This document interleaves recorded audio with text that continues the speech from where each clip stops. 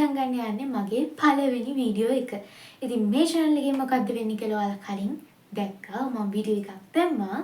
ඒකෙන්ද ඔන්න දැන් ඉඳලා අපි යන්නේ අපේ ටාගට් එකට. මං අද කියන්නේ මං ආසම සබ්ජෙක්ට් එකකින් තමයි පටන් ගන්න හිතුවේ. ඒ කියන්නේ කෙමිස්ට්‍රි වල කැටායන විශ්ලේෂණය කොහොමද මතක තියාගන්නේ කියලා තමයි අද පාඩමෙන් මම උගන්වන්න යන්නේ. මේකේ පුංචියට මම පාඩම උගන්වනවට වඩා ඒක ඔයාට කොහොමද ඔලුවට දාගන්නේ කියන එක, ඒ කියන්නේ කොහොමද මතක තියාගන්නේ කියන එක තමයි මම කරන්න උත්සාහ ගන්නෙ. ඒ වගේම මම බලාපොරොත්තු වෙනවා මේකේ ප්‍රශ්න වලට උත්තර ලියන හැටි, ඒ වගේ දේවලුත් ඔයාලට අරගෙන එන්න. හරි, දැන් වැඩි කතා නැතුව අපි ඉක්මනට යන් අපේ වීඩියෝ එකට. අද මං කරන්න යන්නේ කැටායන විශ්ලේෂණය. ඉතින් ඉස්සෙල්ලම මම ඔයාලගේ වීඩියෝ එක දික් වෙන හින්දා මේ බෝඩ් එකට chart එක ඇඳගෙන එන්නම්. එතකන් ready වෙන්න ඔයාලගේ පාඩමට. මේක ඉවරයක් කරලාම ඔතනින් නැගිටින්න. අනිවාර්යෙන් ඔයාලට පුළුවන් මේක දිනනවම තමයි. ලකුණු 150න් 75ක්ම මේ විනාඩි කිහිපය තුළ ඔයාලා ගන්නවමයි. එහෙනම් වාඩි වෙලා අහගෙන ඉන්න. ඔයාලා පුංචිම දෙයක් හරි ඉගෙන ගන්නවනම් මේකේ මට කමෙන්ට් එකක් දාලා ලයික් එකක් දාන්න අමතක කරන්න එපා. හරි, එහෙනම් අපි දැන් පාඩමට 3, 2, 1. හරි, ඉවරයි. මෙන්න කැටායන විශ්ලේෂණයේ chart එක. හරි, අපි වැඩි කතා වුණා ඉක්මනට මේකට යමු. මොකද මේක හරියම පුංචි දෙයක් තියෙන්නේ. මේක සම්පූර්ණ මේ වෙලාවේ ඇතුළත මේ විනාඩි කිහිපය ඇතුළත ඔයාලා ලකුණු 150න් 75ක්ම අනිවාර්යෙන් කවර් කරගන්නවා ෂුවර්. හරි. ඉස්සෙල්ලා මම normally මේ පරීක්ෂණය වෙන දේ කියලා දෙන්නම්. හරි. ඉස්සෙල්ලා අපි කරනවා තනුක HCl. මෙන්න අරගෙන තිනවා තනුක HCl. ඉස්සෙල්ලාම අපි තනුක HCl දානවා. තනුක HCl දැම්මට පස්සේ මේ තියෙන්නේ ඒ තනුක HCl ගොඩේ අවක්ෂේප වෙච්ච ටික. මේ තියෙන්නේ මේ ටික තමයි. මෙන්න මේ ටික මේකට අදාළ අවක්ෂේපේ තියෙන ටික. මෙන්න මේ අවක්ෂේපේ තියෙන ටික තමයි මේ තියෙන්නේ. ඒ රූපෙට යටින් තියෙන ඒ අවක්ෂේප ඒ රූපේ ඒ පරීක්ෂණය කළාම අවක්ෂේප වෙන ටික තමයි මේ යටින් දාලා තියෙන්නේ. හරි, ඉස්සෙල්ලම තනුක HCl දැම්මා. ඒකෙන් මේ ටික අවක්ෂේප වුණා. ඊට පස්සේ ඒකට අපි දානවා H2S. H2S දාන්නේ H+ එක. ඒ කියන්නේ සාමාන්‍යයෙන් අපි H+ කියලා ගන්නෙ අම්ලයක් නම්, අපි භස්මයක් නම් OH- කියලා ගන්නෙ. ඒ කියන්නේ මේ අවස්ථාවේදී කරලා තින්නේ ආම්ලික මාධ්‍යෙදි තමයි H2S මේ බඳුනට දාලා තින්නේ. මොකද මං ආම්ලික මාධ්‍යයක් කිව්වේ මේ පැත්තේදී අපි මේකට දැම්මේ තනුක HCl. ඒ කියන්නේ ඒක HCl කියන්නේ ප්‍රබල අම්ලයක්. එතකොට ඒ HCl එකම තමයි මෙතනට ඇවිල්ලා ඒකට H2S දාලා තින්නේ. එතකොට මේකේ වැටිලා තියෙන්නේ ආම්ලික මාධ්‍යෙදි H2S. ඔන්න ඊට පස්සේ ආය යනවා ඊළඟ එකට. මේකෙදි වෙලා තින්නේ මේ H2S එක අයින් කරන්න මේක නටවලා තියෙනවා. ඊට පස්සේ සාන්ද්‍රය NO3 දාලා තියෙනවා. ඊට පස්සේ ඒක ඇතුළට NH4Cl වගේම NH4OH කියන්නේ NH3 වගේ දේවල් මේක ඇතුළට දාලා තියෙනවා. ඒක ඇතුළට දාලා තියෙනකින් අවක්ෂේප වෙන ටික තමයි මෙන්න මේ තුන. මේ මම මෙතන මේ ඉඩ මදි හින්දා තමයි මෙතන අයිනෙන් දාලා තින්නේ. මේ ටික තමයි මේ තුන දැම්මා. මෙන්න මේ බඳුනට මේ ටික කරාම වෙන ටිකෙන් අවක්ෂේප වෙන ටික තමයි මෙන්න මේ මෙතන මම දාලා තියෙන්නේ. ඊට පස්සේ යනවා මේ පැත්තට ඊළඟ එකට. ඔන්න මේකෙදි කරලා තියෙන්නේ දැන් අපි මේ බඳුනේ තිබ්බ ටිකට H2S දාලා. මේකේ බලන්න. මේකේ NH4OH තිබිලා තිනවා. ඒ කියන්නේ මේකේ තිබිලා තියෙන්නේ භාෂ්මික ද්‍රවයක්. භාෂ්මික වායුවක් කියලා අපි සාමාන්‍යයෙන් NH3 කියලා හඳුන්වන්නේ.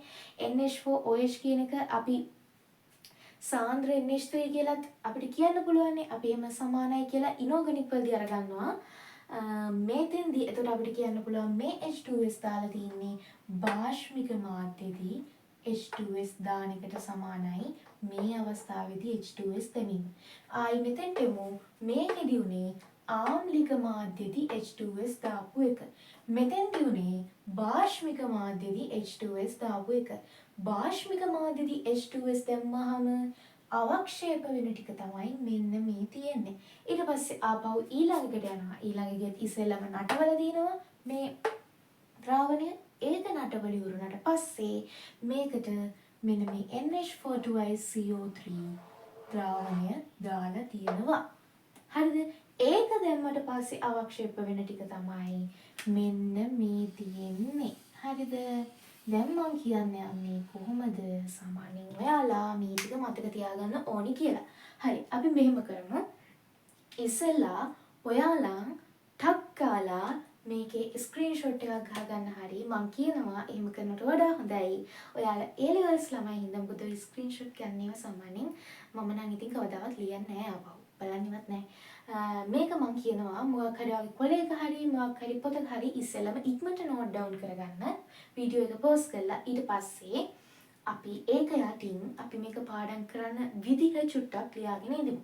හරි. අපි ඉස්සෙල්ලම තනුක HCl දාලා තිනවා පළවෙනි බඳුනට. ඒකෙදි අවක්ෂේප වෙලා තින්නේ PbCl2, AgCl වගේම Hg2Cl2. ඔන්න ඒකට අදාළ කෙටි ක්‍රමයක් තමයි මම දැන් කියන්න යන්නේ. මෙහෙමයි. මේකට මම කියනවා ලේසිම සුදු. ලේසිම කියන්නේ ලේ lead, C silver, mercury. mercury කියන්නේ හයිඩ්‍රෝකාර්බන් වලටනේ. ලේසිම සුදු. ලේසිම සුදු. ඒ කියන්නේ ලේ සිල්වර් හයිඩ්‍රෝකාර්බන්. ලේසිම ආජන්ටම් නෙමෙයි. ආජන්ටම් කියන්නේ මේ ආජන්ටම්නේ. ඒ කියන්නේ සිල්වර් වලට. හයිඩ්‍රෝකාර්බන් මර්කරි කියන්නේ රසදිය වලට. එතකොට ලේසිම සුදු. ඒකේ ක්ලෝරයිඩ් එක HCl අපි දාලා තියෙන්නේ. ඒ කියන්නේ ඒක හැදෙන්න ඕන මේකත් එක්ක එකතු වෙලා ක්ලෝරයිඩ් එක. ලේසිම සුදු. PbCl2, AgCl, Hg2Cl2 ඒ ටික සුදු. ඔන්න අපි එකක් ඉවරයි. ඔන්න දැන් සම්පූර්ණයෙන් ඔයාට එක කොටසක් ඉවරයි. ඊට පස්සේ යනවා අපි ඊළඟ එකට. මේකෙදි මොකද්ද වෙලා තියෙන්නේ? මේකෙදි මම කිව්වා ආම්ලික මාධ්‍යෙදි තමයි H2S මේ බඳුනට දාලා තින්නේ කියලා. කොහොමද? ආම්ලික මාධ්‍යෙදි H2S මේ බඳුනට දාලා තින්නේ. ඔන්න බලන්න එතකොට මම කොහොමද මේ ටික මතක තියාගත්තේ කියලා. ඔන්න මේක අහගන්න. ඒක ඔයාලට එකපාරට මතක හිටින්නේ නැත්නම් චුට්ටක් යටින් ලියා ගන්න. මම නෝට් ඩවුන් කරගන්න ඕනේ. ඒක යටින් චුට්ටක් ලියා ගන්න. හරි. මෙහෙම. මම ඒක කියලා ඉන්නම්. බිස්කෝ මලේ කළු. මේකට අදාළ වෙන එක බිස්කෝ මලේ කළු. ඔන්න ඒක එන විදිහ B S කෝ මා ලේ. බිස්කෝ මලේ කළු. ඔන්නයි පාරක්. B S කෝ මා ලේ. B S කෝ මා ලේ. BI කිව්වම B. SB කිව්වම S. කෝ කිව්වම CU. mercury කිව්වම Hg. ලේ කිව්වම lead. Pb. දාලා තියෙන H2S ඉඳලා සල්ෆයිඩ් තමයි හැම එකෙම අවක්ෂේප වෙන්න ඕනි. Bi2S3, PbS, CuS, Hg2S, Hgs, Sb2S3 ඊට පස්සේ cadmium S, SNS, SNS2. මෙන්න මේ තුන. හරිද? මෙන්න මේ තුන. මෙතෙක් නම් අහලා නැහැ. හරිද?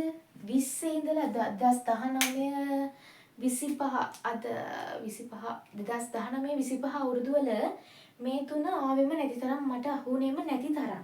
හැබැයි එහෙමයි කියලා අතාරින්න එපා. ගොඩක් වෙලාවට මේ තුන උගන්වන්නෙත් නැහැ සමහර ගුරුවරු. හැබැයි මේ තුන යාන්තම් ඔයාලගේ ඔළුවේ තියාගන්න. හරිද? මේ තුنين සමහර විට මේ අවුරුද්දේ ප්‍රශ්නයක් එන්න පුළුවන්. 2026 මොකද? දැන් කොහොමත් ප්‍රශ්න ටිකක් මේ A levels ප්‍රශ්න පත්‍ර ටිකක් පිස්සු නටනවනේ. ඉතින් ඒකින්ද මම හිතනවා මේ තුනෙන් සමහර විට එන්න පුළුවන්. ඔයාලා නිකන් normal එකේ ඔයාගේ ඔළුවේ මේ තුන අකුරු වලින් මතක තියාගන්න ඕන නම් හොඳයි කියලා මම හිතනවා. මේ හැමදේම මොකද ඔයාලා මේකේ නම පාඩම් කරන්න ගියොත් දෙකක් වෙනවා. ඔයාලට නමත් පාඩම් කරලා ඒකට දාන සංකේතෙත් පාඩම් කරගන්න වෙනවා. මොකද අපිට විභාගෙට ලියන්න ඕනේ සංකේතේ සහ අපිට ලබලා දෙන්නේ විභාගේ දත්ත විදියට දෙනවා නම් මොනවා හරි.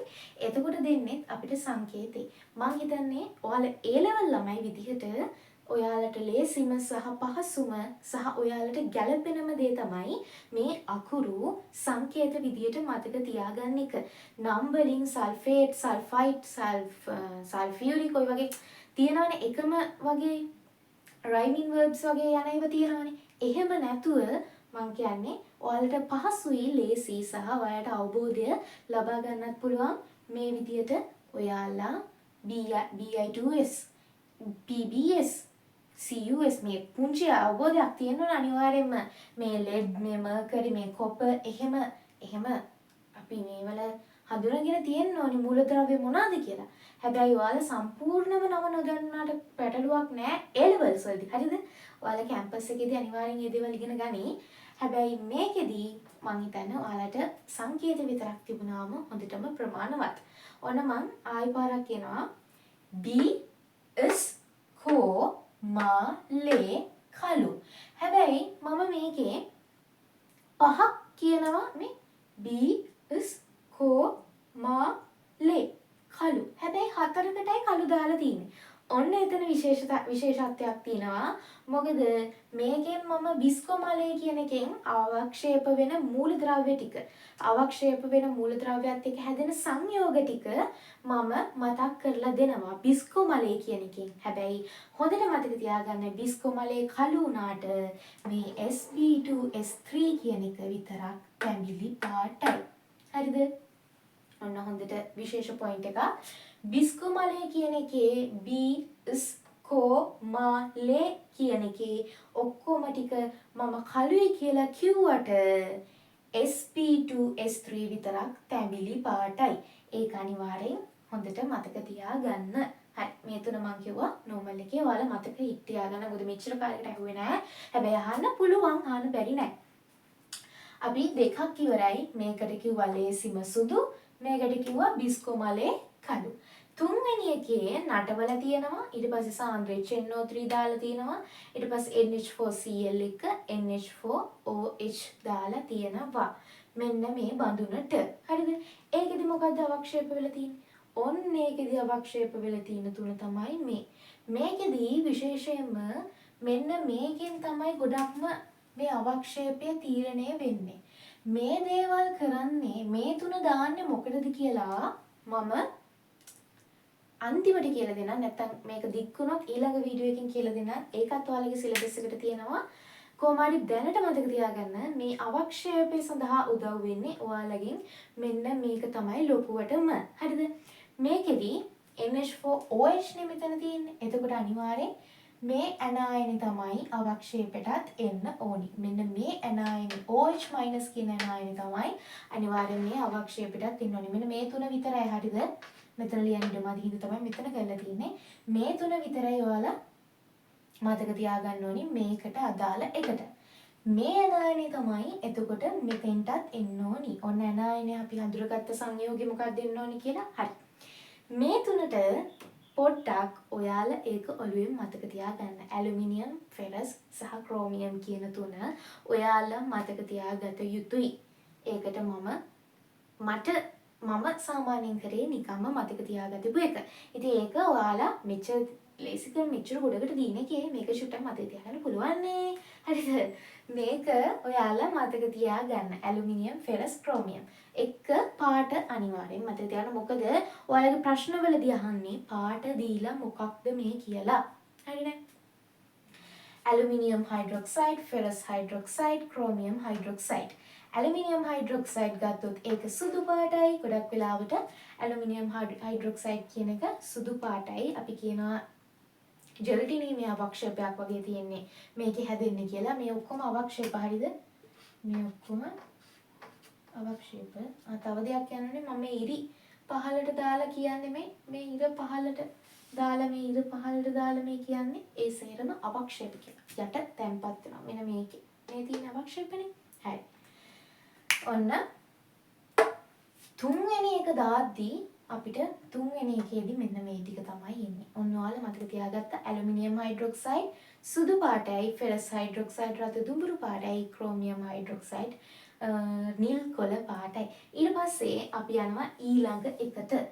ඊළඟ එකේදී දාලා තියෙන්නේ භාෂ්මික මාධ්‍යදී OH- තියෙනකොට තමයි H2S දාලා තින්නේ. මේ වරහන් ඇතුලේ මේක ඔයාලට තේරුම් ගන්න පැහැදිලි වෙන දාලා තින්නේ. OH- තියෙනකොට මාධ්‍ය තමයි මේක ඇතුලට H2S දාලා තින්නේ. OH- කියන්නේ භාෂ්මිකයි. ඒ කියන්නේ මේක අඩංගු මේක බලපාන්නේ භාෂ්මික මාධ්‍යදී H2S දැම්මා කියලා. ඔන්න මේකට අදාළ ටික තමයි මේ. ඔන්න ඒක මම මතක තියාගත්ත විදිහ තමයි ළමයි ඔයාලගේ බලන්න ආවර්තිතාවකුවක් ගන්නකෝ. ඔයාලගේ දැන් ළඟ නැත්තම් ටක්ස් ගාලා වීඩියෝ එක පෝස්ට් කරා කියලා දුවලා ආවර්තිතාවකුවක් කරන් ආවා. මෙතන මගේ ළඟ දැන් ආවර්තිතාවකුවක් නැහැ. හරිද? හරි කමන්නේ.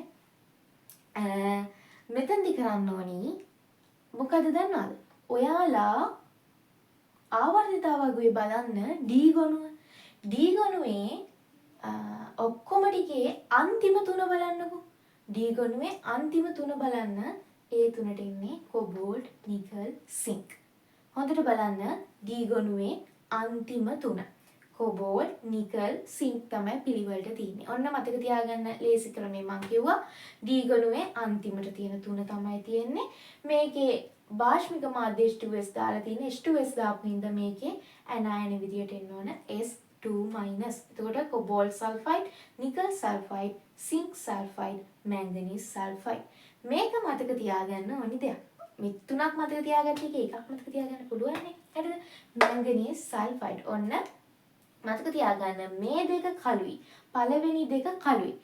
අනිත් එක සින්ක් කොහොමත් අපි සාමාන්‍යයෙන් එක අවර්ණයි ඕනම සංයෝග සින්ක් හයිඩ්‍රොක්සයිඩ් සින්ක් ක්ලෝරයිඩ් ඔය ඔක්කොම අපි සාමාන්‍යයෙන් සින්ක් එක්ක හැදෙන ඕනම සංයෝගයක් එක්ක සුදු එක්ක අවර්ණයි කියලා ගන්නෙ. ඒක මතක තියාගන්න දෙයක් නෑ. ඇත්තටම සින්ක් සල්ෆයිඩ් එතකොට සුදු පාටයි. මේ කොබෝල්ට් සල්ෆයිඩ්, නිකල් සල්ෆයිඩ් කළු පාටයි, සින්ක් සල්ෆයිඩ් සුදු පාටයි, මැංගනීස් සල්ෆයිඩ් රෝස පාටයි. අපි අන්තිමකට කලින් එකටත් ඇවිල්ලා තියෙන්නේ අපි ඊළඟ එකට. ඔන්න ඊළඟ එකෙත් නටවලා තියෙනවා ඉස්සෙල්ලම. මම ඇයි මේ නටුවේ? ඇයි මෙහෙම දාන්නේ? ඇයි මේකම මේකට දාන්නේ කියන එක මම ඔයාලට ඊට පස්සේ කියලා දෙනවා. දැන් අපි මේක බලමු. මේකෙදී අනිවාර්යයෙන්ම මේකට දාලා තියෙන්නේ NH4 twice carbonate මේ CO3. එතකොට මේකට ඇනයන විදියට අනිවාර්යෙන් වෙන්න ඕන කාබනේට්. හරිනේ. ඔන්න අපි ඇනයනේට් එන එක හොයාගත්තා. මෙතෙන්දී අවක්ෂේප වෙන කැටායන ටික තමයි අපි මතක තියාගන්නේ. ඔයාලා යන්න කලින් කිව්වා වගේම ආවර්තිතාව බගුවට.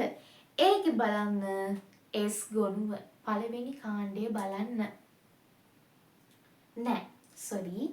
දෙවෙනි කාණ්ඩය බලන්න. ආවර්තිතාවගුවේ දෙවැනි කාණ්ඩේ අන්තිම තුන. හරිද? ආවර්තිතාවගුවේ දෙවැනි කාණ්ඩේ අන්තිම